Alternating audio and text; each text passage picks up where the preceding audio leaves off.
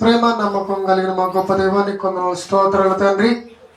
మరి గడిచిన దినాలంతట్లో నేను మమ్మల్ని క్షేమంగా కాపాడి ఈ ఆదివారకాల సమయంలో నా తండ్రి నీ సన్నిధిలో కూడుకొని నీ మాటలు వినే భాగ్యాన్ని మాకు ప్రసాదించిన నీ కొందనాలు. నీ పిల్లలు నీ వాక్యాన్ని చెప్తుండగా సమయోచితమైన జ్ఞానాన్ని దయచింది వింటనే నీ పిల్లలకు వారి యొక్క మరణత్రం వెలిగించమని ప్రభు యేసుక్రీస్తు ప్రార్థనకు సమర్పించుకున్నాం తండ్రి. పిల్లలు దయచేసి సైలెంట్గా ఉండడానికి ప్రయత్నం చేయండి. ఎందుకంటే మరి అనేకులు ఈ యొక్క వాక్యాన్ని ఉంటారు కాబట్టి మరి డిస్టర్బ్గా ఉంటుంది.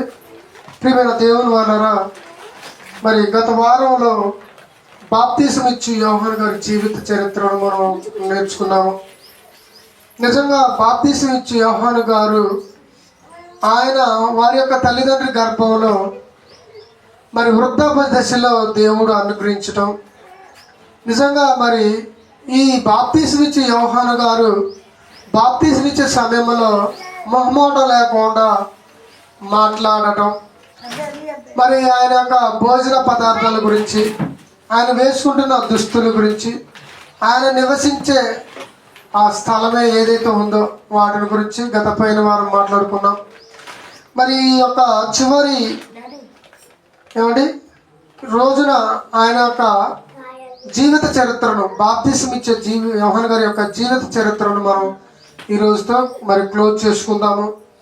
ప్రియమైన దేవుని వాళ్ళరా, ఒకసారి బైబిల్ గ్రంథానికి వెళ్దాము. లూకా సువార్త 3వ అధ్యాయము 3వ వచనంలో నుంచి మనం ధ్యానం చేసుకుందాము. లూకా సువార్త 3వ అధ్యాయం 3వ వచనంలో చూడండి ఒకసారి. చదవాలి. అంతటా అతడు వచ్చి పాప క్షమాపణ నిమిత్తము మారు మనసు విషయమై బాప్తిసాన్ని పొందుకొనమని యోర్దాను నది ప్రదేశమందంతటా ప్రకటించుచున్నాడు. ఎవరాయనంటే బాప్తిసం ఇచ్చే యోహాను గారు. యేసుక్రీస్తు తర్వాతకి అంటే యేసుక్రీస్తు కంటే ముందు వచ్చిన వ్యక్తి ఈ బాప్తిసం ఇచ్చే యోహాను గారు. ఈయన వచ్చింది దేనికంటే యేసుక్రీస్తు యొక్క మార్గాన్ని సరళం చేయటానికి. యేసు ప్రభు వారు మరి బాప్తిసాన్ని ఎలా ఇవ్వబోతున్నాడో చెప్పిన వ్యక్తి. ఏమండి, ఈయనేమో నెలల బాప్తిసం ఇస్తే యేసు ప్రభు వారు పరిశుద్ధాత్మలో మీకు బాప్తిసం ఇస్తాడనే విషయాన్ని కూడా తెలియజేశాడు. ఏమంటే ఈయన గురించి యెషయా గ్రంథంలో కూడా రాయబడినది మనం గత వారంలో మనం నేర్చుకున్నాము. నిజంగా ప్రియమైన దేవుని వలన పాప క్షమాపణ నిమిత్తము మారు మనసు పొందడానికి ప్రతి మనిషికి కావాల్సింది ఏంటంటే సువార్త. సువార్త వలనే ప్రతి మనిషికి మారు మనసు అనేది వస్తుంది. ఆ సువార్త అనేది దేవుని యొక్క మాటలు. ఆ మాటలను ప్రజలలోనికి వెళ్ళిపోయి ఏమండి ఆ యొక్క దేవుడి మాటలను మరి మనం ప్రకటించినట్లయితే వారిలో మారు మనసు కలిగి బాప్తిసం పొందుకొని సంఘంలో చేర్చబడడానికి అవకాశాన్ని మనమే కల్పిస్తున్నాము. ఏమండి, మరి ఆనాడు యేసుక్రీస్తు కంటే ముందొచ్చిన వ్యక్తి యోహాను గారు ఎలాగైతే సువార్తను ప్రకటించిండో అలాగే యేసుక్రీస్తు ప్రభువారు వచ్చి వెళ్ళిపోయిన తర్వాతకి ఆయనను వెంబడిస్తున్న మనము లేదా ఆయనను నమ్ముకున్న మనము కూడా సువార్తను అనేకులకు ప్రకటించి మారు మనిషి విషయమైన బాప్తీసాన్ని మనం గనక ఇచ్చి దేవుని నడిపిస్తే నిజంగా దేవుని మార్గాన్ని మనం కూడా చూపిన వాళ్ళు అవుతాము. ఈ యోహాను గారు ఎలాగైతే దేవుని యొక్క సువార్తను ప్రకటిస్తున్నాడో మనం కూడా అలా ప్రకటించాలి. చూడండి ఒకసారి యోహాను సువార్త ఆయన గురించి ఒక మాట మనం చూసుకుందాము. యోహాను సువార్త 1వ అధ్యాయము 6వ వచనాన్ని చూద్దాం ఒకసారి. యోహాను సువార్త 1వ అధ్యాయము 6వ వచనాన్ని చూద్దాం ఒకసారి. చదవండి. దేవుని యొద్ద నుండి పంపబడిన ఒక మనుషుడు ఉన్నాడంట. ఎక్కడి నుంచి పంపబడ్డాడేనా? దేవుని యొద్ద నుండి. అంటే దేవుడే ఇతనిని ఎన్నుకున్నాడు, ఇతనిని ఏర్పరచుకున్నాడు సేవకు కావాలని. ఎందుకంటే ప్రియమైన దేవుని వలన దేవుని సువార్తను దేవుడే డైరెక్టర్గా దిగివచ్చి చెప్పడు. చాలా మంది చూడు, నాకు దేవుడే వచ్చి కనబడి చెబితేనే నేను నమ్ముతాను, ఏమండి దేవుడు స్వరం వింటేనే నేను నమ్ముతాను అనుకుంటారు. కానీ దేవుడు డైరెక్టర్గా వచ్చి ఎవరికి సువార్త చేయడు. ఏమండి తన దాసులైన వారిని ఏర్పరచుకొని వాళ్ళ ద్వారాగా ఆయన యొక్క మాటను పంచుతారు. ఇప్పుడు నా ద్వారాగా ఎలాగైతే దేవుని యొక్క మాటను మీకు పంచుతున్నానో, ఆనాడు దేవుని యొద్ద నుండి ఒక వ్యక్తి వచ్చినటువంటి చదువు, దేవుని యొద్ద నుండి పంపబడిన ఒక మనుషుడు, అతని పేరు యోహాను. అతని మూలముగా అందరూ విశ్వసించినట్లు అతడు ఆ వెలుగును గూర్చి చూశారండి. ఏ వెలుగును గూర్చి సాక్ష్యం ఇస్తున్నాడు? యేసుక్రీస్తు గురించి వెలుగు అని సాక్ష్యం ఇచ్చడానికి యోహాను గారు భూమి మీదకి రావడం జరిగింది. అందరూ విశ్వసించాలి, అందరూ నమ్మాలి అనేది దేవుని యొక్క ముఖ్య ఉద్దేశం. మరి అందరూ విశ్వసించాలి, అందరూ నమ్ముకోవాలంటే ఒక వ్యక్తి ఉండాలి. ఆయనే బాప్తిస్మిచ్చి యోహాను గారు. ఈయన ద్వారానే ఏమంటే పాపక్షమాపణ అనేది దేవుడు కల్పించిండు. ఆయన తర్వాతకి వచ్చిన వ్యక్తి ఎవరంటే యేసుక్రీస్తు. ఏమంటే యేసుక్రీస్తు ఎప్పుడైతే సిలువను ఏమంటే మరి ఆ మరణాన్ని పొందుకున్నాడో, ఎప్పుడైతే ఆయన మరి చనిపోయి తిరిగి లేచాడో, ఆ తర్వాతగా ఆయన ద్వారాగా మన అందరికీ రక్షణ కల్పించిండు.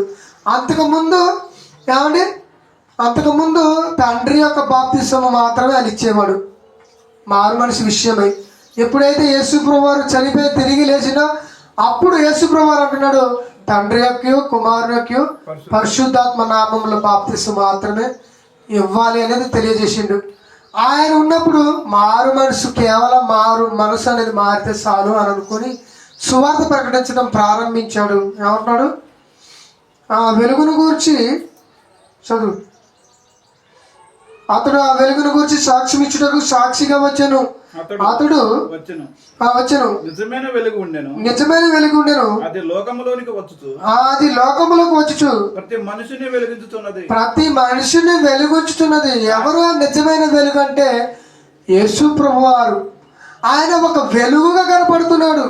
ఇప్పుడు చూడండి, మనకంతా వెలుగు కనపడుతుంది. ఉదయం కాబట్టి వెలుగు కనపడుతుంది. అదే సాయంత్రం 6 దాటితే మనకి ఏం కనపడుతుంది? చీకటి.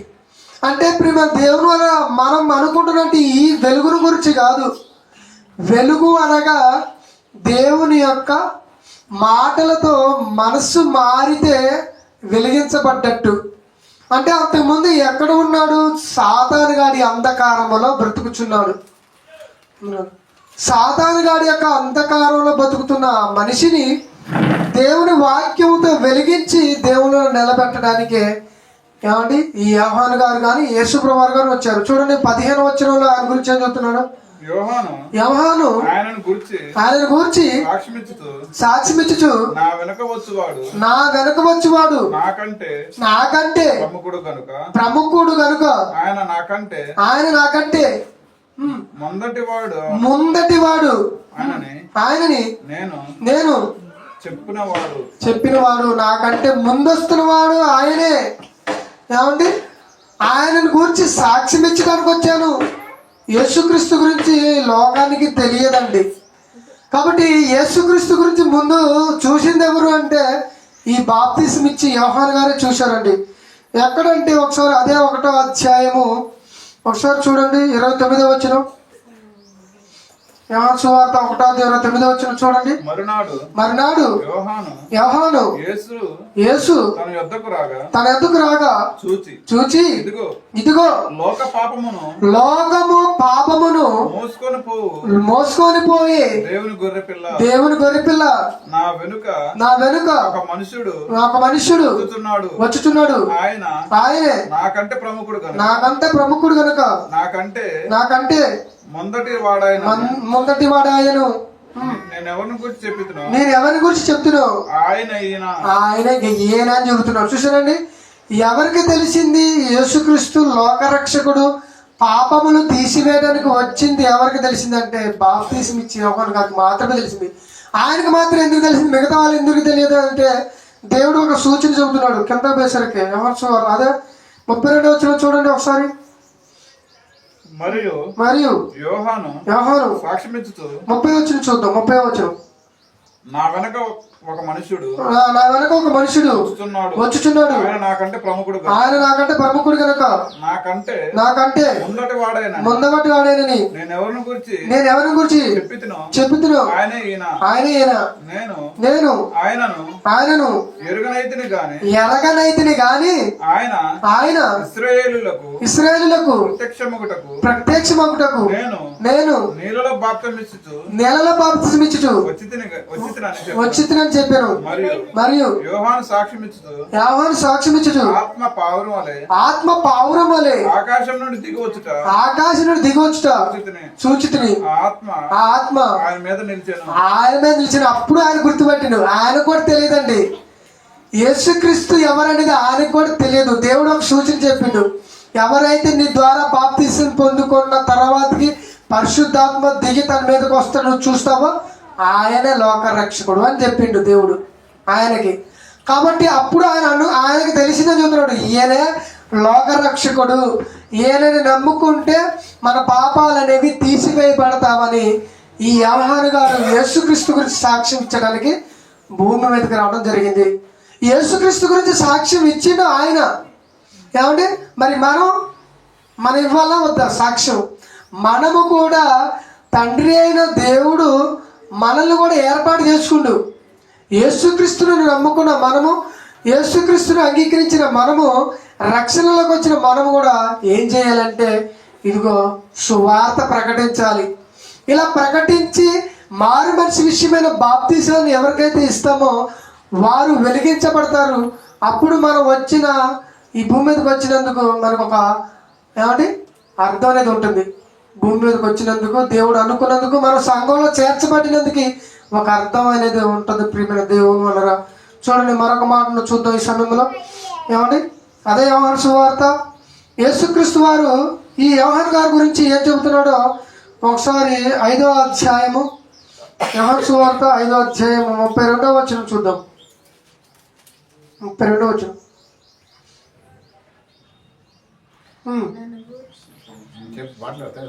32వ వచనం చదవండి. నన్ను గూర్చి సాక్ష్యమిచ్చు వేరొకడు కలడు. ఆయన నన్ను గూర్చి ఇచ్చే సాక్ష్యము సత్యమని ఎరుగుదుము. మీరు యోహాను నొద్దకు కొందరిని పంపారు. అతడు సత్యమును సాక్ష్యమిచ్చెను. నేను మనుషుల వలన సాక్ష్యం అంగీకరింపరు గాని మనుషుల వలన సాక్ష్యాన్ని అంగీకరింపరు గాని మీరు రక్షించబడాలని ఈ మాటలు చెబుతున్నాడు. యేసు ప్రభువు ఏం చెబుతున్నాడు, ఏం ఉద్దేశించి చెబుతున్నాడు అంటే యేసుక్రీస్తు గురించి ఒక మనుషుడు సాక్షి ఇస్తున్నాడు. కానీ ఆయన గురించి ఆయన చెబుతున్నప్పుడు మరొక మనిషి సాక్షి ఇవ్వాల్సిన అవసరం లేదు. అర్థమైంది నీకు? ఇప్పుడు యేసు ప్రభువు ఆయన గురించి యోహాను గారు బాప్తిసం ఇవ్వాలి. మరి ఈయన చెప్పేటప్పుడు ఈయనకు ఇంకొక సాక్ష్యం కావాలి. ఆ సాక్ష్యం అవసరం లేదని చెబుతున్నాడు. అంటే ప్రియమైన దేవుని వల్ల ఈ యోహాను గారు ఏం చెబుతున్నాడంటే ఒక ఆయన రాబోతున్నాడు, ఆయన ద్వారానే మనందరికీ రక్షణ అనేది ఈ యోహాను గారు యేసుక్రీస్తు గురించి చెబుతున్నాడు. కానీ యేసుక్రీస్తు మరొకరి గురించి చెబుతున్నాడు. ఆయన తండ్రి అయిన దేవుడి గురించి చెప్పాలి కానీ మనుషుల గురించి చెప్పకూడదేమో. మరి యోహాను గారు ఎవరి గురించి చెప్పారంటే మానవుడిగా భూమి మీదకి వచ్చారు యేసుక్రీస్తు, ఆయన గురించి చెప్తున్నాడు ఈ యోహాను గారు. మరి ఈ యోహాను గారు దేవుని చూసిందా? చూడలేదు. ఎవరు చూశారు దేవుణ్ణి అంటే యేసుక్రీస్తు మాత్రమే పరలోకంలో తండ్రిని చూశాడు. కాబట్టి మరి ఆ తండ్రి గురించి చెప్పాలంటే యోహాను గారు చెప్పలేస్తారా? చెప్పలాడు. ఆయన ఎవరిని చూశాడు? యోహాను గారు యేసుక్రీస్తును చూశాడు. కాబట్టి యేసుక్రీస్తు గురించి సాక్ష్యం ఇవ్వగలిగాడు. మరి ఇప్పుడు తండ్రి గురించి సాక్ష్యం ఇవ్వాలంటే యేసుక్రీస్తు మాత్రం ఇవ్వగలడు. అందుకనే ప్రియమైన దేవుడు అదే చెబుతున్నాడు. ఏమంటున్నాడు? మరొక మాట చూద్దాం. 35వ వచనం చూడండి ఒకసారి. 35వ వచనం. అతడు మండుచు ప్రకాశించుచున్న దీపమై ఉండెను. మీరు అతనిని వెలుగులో ఉండి కొంతకాలము చదువు కొంతకాలం ఆనందించుటకు ఇష్టపడి తిరిగి అన్నాడు. ఇక్కడ యోహాను గారు ఎవరి గురించి, యేసుక్రీస్తు ఎవరి గురించి చెబుతున్నాడు అంటే యోహాను గారి గురించి చెబుతున్నాడు. యోహాను గారు ఎలా కనపడుతున్నాడు అంటే మండుచున్న ప్రకాశించుచున్న దీపముగా కనపడుతున్నాడు. అంటే దీపం అంటే మనకి ఏం అర్థం కావాలి? వెలుగు. ఇప్పుడు ఇక్కడ 2 లైట్లు కనపడుతున్నాయి, దీనివల్ల మనకి ఏం కనపడుతుంది? వెలుగు. అంటే ఇప్పుడు యోహాను గారు లోకానికి ఎలా కనపడుతుండో వెలుగులాగా కనపడుతున్నాడు. అంటే వెలుగు అంటే ఏమండి ఇప్పుడు కనపడుతుంది ఈ వెలుగు కాదు, అది జీవపు వెలుగు అన్నమాట. నశించిపోతున్న ఆత్మలకు జీవపు వెలుగుగా కనపడుతున్నాడు ఆయన. మరి మనం వెలుగుగా కనపడుతున్నాం. యేసుక్రీస్తు వెలుగైతే మరి ఆయన ధరించుకున్న మనము కూడా వెలుగుగా కనపడాలి. అందుకనే మనం ఎన్నోసార్లు చదువుకున్నాం కదా, పేతురు రాసిన మొదటి పత్రికలో. ఒకసారి చూడండి, 2వ అధ్యాయం 9వ వచనంలో. పేతురు రాసిన పత్రిక మొదటి పత్రిక 2వ అధ్యాయం 9వ వచనం చదవండి. అయితే మీరు చీకటిలో నుండి ఆశ్చర్యకరమైన తన వెలుగులోనికి మిమ్మల్ని పిలిచిన వాని గుణాతిశయములను ప్రచురం చేయ నిమిత్తము ఏర్పాటు చేయబడిన వంశాలు, రాజులను, యాజకులను, పరిశుద్ధ జనమును, దేవుని సొత్తైన ప్రజలుగా ఉన్నారు. చూసారండి, మనమంతా రాజులము అంటున్నాడు, యాజకులము అంటున్నాడు, పరిశుద్ధులము అంటున్నాడు. ఇప్పుడు మేము దేవుని వలన నిజంగా మనం రాజులుగా కనపడట్లేదు కదా లోకానికి, మనుషులుగానే కనపడుతున్నాం. కానీ దేవుని దృష్టిలో మనం రాజులము. రాజు అంటే మరి కిరీటం ఉండాలి, బంటులు ఉండాలి, ఏమండి మరి వెనకాల కుర్చీ ఉండాలి అని అనుకుంటాం. ఇది లోక సంబంధమైన ఆలోచన. కానీ దేవుడి దృష్టిలో నువ్వు ఒక రాజువి. ఎందుకంటే నశించిపోతున్న ఆత్మలను వెలిగించబడడానికి నువ్వు నిలబడ్డావు కాబట్టి నువ్వు ఒక రాజుగా కనపడుతున్నావు దేవుడి దృష్టికి. మరి అలాంటి రాజు అయిన నీవు, అలాంటి ఏమంటే యాజకుడు అయిన నీవు, పరిశుద్ధుడు అయిన నీవు, అనేకులను వెలిగించవలసిన నీవే వెలగలేకపోతుంటే ఇంకా అనేకులు ఏం వెలిగించగలుగుతావు చెప్పండి? ఏమంటే ఆయన మండుచున్న వెలుగంట. ఆయన అంటే మండుతూనే ఉండు. మరి మనం మండుతున్నావా, ఆరిపోయావా? ఏమండి ఆయన మండుతున్నాడు కాబట్టి అనేకులను మండించిండు, అంటే వెలిగించిండు. మరి మనం కూడా అనేకులను వెలిగించాలంటే ముందు మనమే మారాలి. మనమే మారలేకపోతున్నాము. మన బ్రతుకులే మారలేనప్పుడు అనేకులను ఎలా బ్రతికించగలము? అనేకులను ఎలా వెలిగించము చెప్పండి? ఎలా వెలిగించగలము? ఇప్పుడు దేవుని వారు వెలిగించడానికే వచ్చాడండి ఈ యోహాను గారు. చూడండి ఒకసారి మరొక మాట చూద్దాం. మత్తయి సువార్త 14వ అధ్యాయం 1వ వచనం.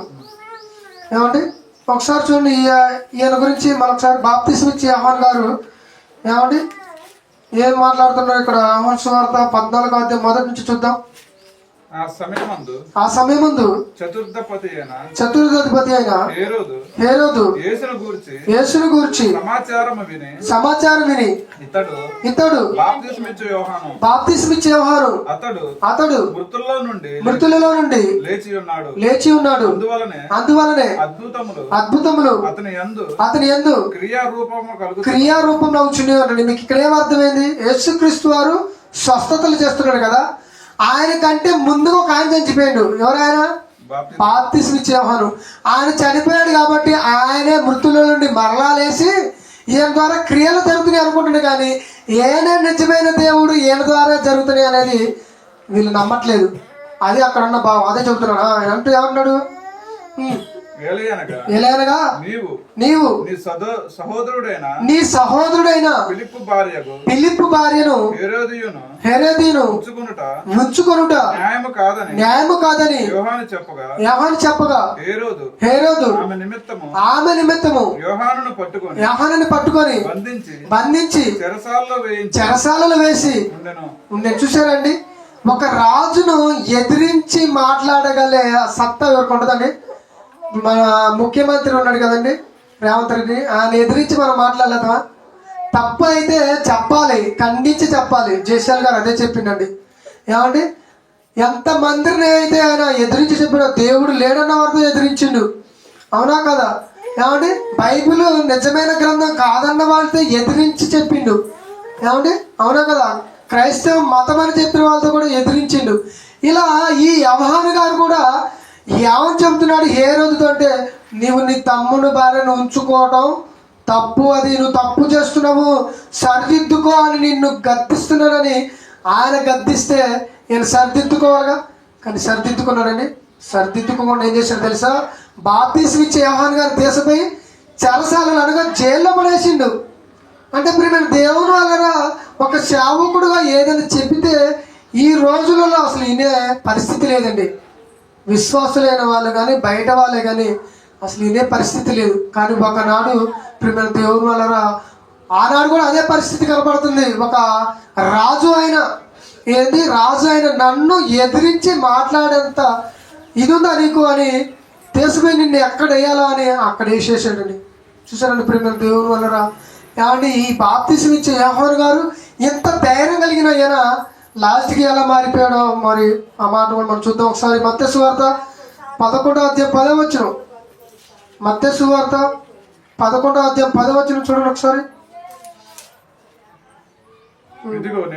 ఇదిగో నేను నా దూతను మీకు ముందుగానే పంపుచున్నాను. అతడు నీ ముందర నీ మార్గమును సిద్ధపరచును అని ఎవరి గురించి అయితే రాయబడినో అతడే ఈ యోహాను.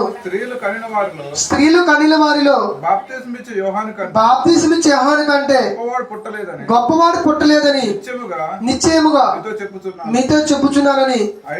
అయినను పరలోక రాజ్యములో అల్పుడైన వాడు అతని కంటే గొప్పవాడు. చూసారా ఏ స్టేజ్కి వెళ్ళిపోయాడు? లాస్ట్కి ఏమండి దిగువ స్టేజ్కి వెళ్ళిపోయాడు. అంటే ఈయనలో ఒక అభ్యంతరం అనేది ఏర్పడింది అనమాట. ఎందుకు అభ్యంతరం వచ్చింది అంటే యేసుక్రీస్తు వారు ఈ భూమి మీదకి వచ్చి సువార్త చేస్తున్న సమయంలో నేను పట్టబడటం ఏంటి, నేను జైల్లోకి వెళ్ళటం ఏంటి, ఇలాంటి పరిస్థితి నాకు రావటం ఏంటి అని ఒక డౌట్ వచ్చేసింది. అసలు ఈ భూమి మీదకి వచ్చింది నిజంగా ఈయన యేసుక్రీస్తేనా? ఈయన నిజంగా లోకరక్షకుడే అయితే మరి నేను జైల్లో ఉండటం ఏంటి? నేను వచ్చింది ఆయన గురించి సాక్ష్యం ఇవ్వటానికే కదా అని ఒక డౌట్ ఆయనలోకి వచ్చినప్పుడు యేసుప్రభువు ఆయన చదువుతున్నాడు, ఆయన గురించి ఫస్ట్ గురించి చదువుతున్నాడు. ఏమంటే మొదటగా ఆయన గురించి చదువుతున్నాడు. ఇదిగో నేను నా దూతను మీకు ముందుగా పంపుచున్నాను, అతడు నీ ముందర నీ మార్గమును సిద్ధపరచును అని ఎవరి గురించి వ్రాయబడిన అతని యోహాను. స్త్రీలు కనిన వారిలో ఈ యోహాను వారు గొప్పగా కనపడుతున్నారు. అంటే స్త్రీలందరూ కనే వాళ్ళు ఎవరైతే ఉన్నారండి, ఎంతమంది భూమి మీద స్త్రీలను మరి పిల్లల్ని కంటున్నారో వాళ్ళందరికంటే ఎవరు గొప్పగా కనపడుతున్నాడు? బాప్తిస్మం ఇచ్చే యోహాను గారు. నిజంగా చాలా గొప్పవాడిగా కనపడుతున్నాడు అండి.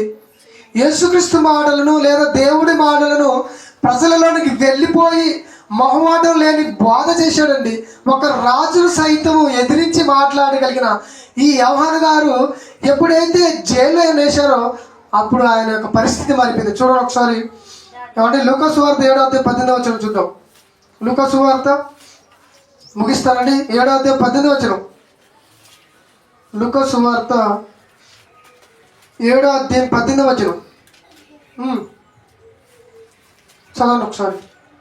ఇక్కడ బాగుంటుంది. ఇక యోహాను శిష్యులు ఈ సంగతులన్నీ అతనికి తెలియజేశారు.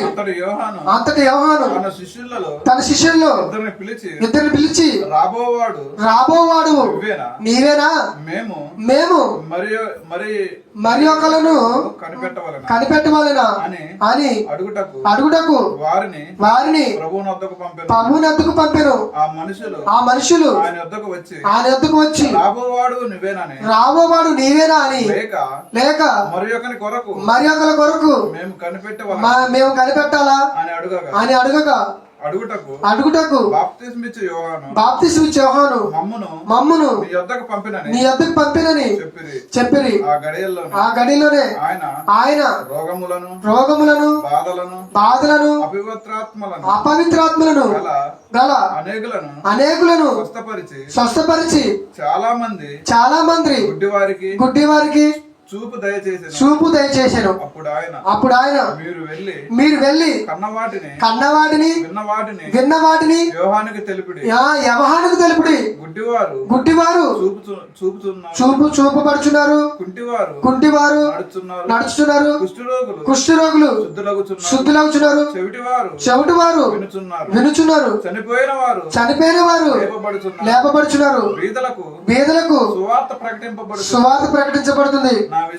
నా విషయమై అభ్యంతర పడని వాడు ధన్యుడని వాళ్ళకి ఉత్తరం ఇచ్చారు. చూసారండి, ఈ యోహాను గారు అభ్యంతర పడిపోయాడు. ఇప్పుడు మనం కూడా చూడండి, దేవుడు నమ్ముకున్న తర్వాత ఎన్నో కష్టాలు వచ్చి అనుకోండి, ఎవరిని ఏదన్నా సరికి మాట అనేసరికి అభ్యంతర పడిపోయి నిజంగా దేవుని నమ్ముకున్నానా, దేవుళ్ళలోనే బతుకుతున్నానా, అసలు ఆయన ఉంటే నాకు ఈ కష్టాలు రావడం ఏంటి, ఈ బాధలు రావడం ఏంటి అని అనుకుంటామో లేదండి. మన క్రైస్తవులుగా చాలా మంది ఏమండి చూడండి, మరి లోకాలకు సువార్త చేయడానికి వెళ్ళినప్పుడు చాలా మంది పెట్టడం మనం చూస్తున్నాము, కొట్టడం మనం చూసాము, ఆఖరి చంపడం కూడా మనం చూస్తున్నాము. అట్లాంటప్పుడు మనకు కూడా ఒక డౌట్ వస్తుంది, ఎలాగనే నిజంగా మనం దేవుణ్ణి నమ్ముకున్నామా లేకపోతే ఇంకెవరైనా నమ్మినామా? మన దేవుని నమ్ముకుంటే ఆయన గురించే కదా మనం నిత్యం ప్రకటించేది, ఆయనే కదా నిత్యం కొలిచేది, ఆయన మాటలే కదా మనం వినేది. మరి మనకేంటి ఇలా జరుగుతుంది, పరిస్థితులు ఏంటి ఇలా మారిపోయేవి అని అనుకునే వాళ్ళు లేరా? అలా అభ్యంతర పడని వాడే ధన్యుడు. అంటే మనకి కష్టాలు వచ్చినా, మనకి బాధలు వచ్చినా, మనల్ని ఎవరైనా దూషించినా, ఏమంటే మనల్ని చంపినా కానీ మనకి అలాంటి అభ్యంతరం రాకూడదు, అలాంటి తప్పుడు ఆలోచన రాకూడదు.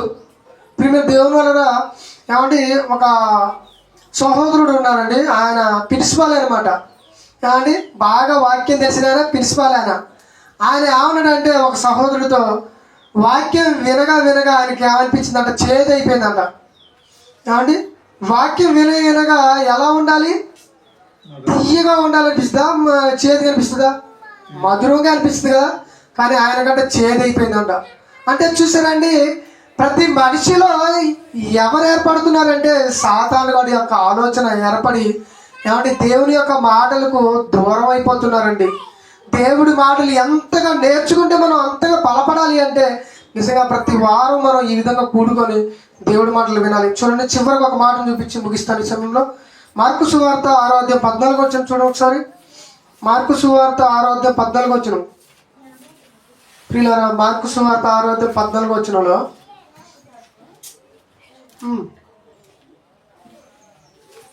6వ అధ్యాయం 14 వచ్చిన ఆయన కీర్తి ప్రసిద్ధమైన కనుక రాజైన హేరోదు ఆయనను గూర్చి విని బాప్తిస్మిచ్చు యోహాను మృతులలో నుండి లేచి ఉన్నాడు కనుక అతని యందు అద్భుతములు క్రియారూపకములు క్రియారూపములు అవుచున్నవని చెప్పాను. ఇతరులు ఆయన ఏలియానియు మరికొందరు ఈయన ప్రవక్తలలో ఒకడి వలె ఉన్నాడని చెప్పుకొనుచున్నారు. అయితే హేరోదు విని నేను తల కొట్టించిన యోహానే అతడు మృతులలో నుండి లేచి ఉన్నాడని చూసారండి. లాస్ట్ కి ఎలా చనిపోయాడండి? బాప్తిస్మం ఇచ్చే యోహాను తలకాయ మీద కత్తి పెట్టి నరికి పారేశారు. అంటే ప్రియమైన దేవుడు అలరా ఎలాంటి చావు వచ్చిందో చూసారండి దేవుళ్ళో ఉన్నప్పుడు భక్తులకి. ఇప్పుడు మనకు కూడా చూడండి, ఈ మధ్యకాలంలో ఒక ఆయన చనిపోయాడు. ఎంత దారుణంగా చంపేశారండి ఆయన. ఎవరైనా పగడాల ప్రవీణ్ గారు. అంటే దేవుడిలో ఉంటే మన చావు ఎంత భయంకరంగా ఉంటుందో ప్రియమైన దేవునిలో ఆలోచించాలి. ఒక స్టెఫెన్ గారు ఎలా చనిపోయాడండి? రాళ్ళతో కొట్టి చంపేశారండి. అంటే దేవునిలో బతికితే సమాజం వారవలేవదు, సహించుకోలేవదు, ఓర్చుకోలేవరు. అందుకే చూడండి, క్రైస్తవం అభివృద్ధి పరచబడుతుంటే మతోన్మాదులు తట్టుకోలేక క్రైస్తవాన్ని అంతం చేయాలి, క్రైస్తవాన్ని లేకుండా చేయాలి, బైబిల్ని కాల్చేయాలి అని అనేకమైన ప్రయత్నాలు జరుగుతున్నాయి. కానీ ఆ ప్రయత్నాలన్నీ ఏమైపోతున్నాయి? నిష్ప్రయోజనం అయిపోతున్నాయి. అంటే ప్రియమైన దేవుని వలన బైబిల్ని కానీ క్రైస్తవుల్ని కానీ లేకుండా చేయడం అనేది ఎవరి తరం కాదండి. ప్రియమైన దేవుని ఆనాడు గొప్ప గొప్ప రాజులు అనుకున్న వాళ్ళే ఏమండి నేల కూలిపోయారు. ఎంతమందిని క్రైస్తవులు హతసాక్షులుగా మరణించినా కానీ వారి యొక్క మరి మరణమే ఈరోజు మనకి సాక్ష్యంగా నిలబడింది. మనం ఈరోజు నిలబడ్డామంటే ఆ రోజు వాళ్ళు చనిపోబట్టే కదండి. క్రైస్తవం అభివృద్ధి పరచడానికి గల కారణం ఏంటి తెలుసా? ఒక వ్యక్తి చనిపోవడం వల్లనే ఆ యొక్క మరణం ద్వారా క్రైస్తవం అనేది అభివృద్ధి పరచబడుతుంది. అంటే మనిషి చావు వలన క్రైస్తవం పెరిగిపోతుంది కానీ తగ్గదు. యేసుక్రీస్తు వారు కూడా చూడండి, మొట్టమొదటిగా వ్యక్తిగా చనిపోయింది ఎవరు? యేసు ప్రభు వారండి. ఆయనకంటే ముందు యోహాను గారు. ఈయన తల కొట్టేశారు. ఆ తర్వాత యేసు ప్రభు వారు సెలవులో ప్రాణత్యాగం చేయబడిండు. అంటే ఆయన యొక్క మరణం చూడండి, ప్రపంచ నెల మూలలో కూడా రక్షణ అనేది జరిగింది. అంటే ఆయన యొక్క మరణం ఎంత బ్రహ్మాండమైనదో ఆలోచించాలి. ఆయన చనిపోబోతే అనేకులకు ఒక స్ఫూర్తి, ఒక మార్గము, ఒక మోక్షము యేసుక్రీస్తు వారండి. ఆయన ద్వారాగే మనందరికీ రక్షణ కలిగింది. మరి ఈరోజు మనం కూడా దేవుని నమ్ముకున్నాం కదా. మరి మన మరణం ఎలా వస్తుంది మనకు తెలుసా? మనం కూడా ఎలా చనిపోతామో తెలియదు. మన మరణం ఎప్పుడు ముగించబడుతుందో తెలియదు. కాబట్టి ఇప్పుడు మన దేవుని వలన మన బ్రతుకులను సరిదిద్దుకోవాలి, మన పాపాలను కడుక్కోవాలి. దేవునిలో ఉన్నతంగా మారగలిగితే దేవుడున్న లోకానికి మనం చేరగలుగుతాం. మరి మనమే మారలేకపోతే మనం అనేకులను ఎలా మార్చగలం చెప్పండి? దేవుళ్ళు మనం మార్చాలి కదా.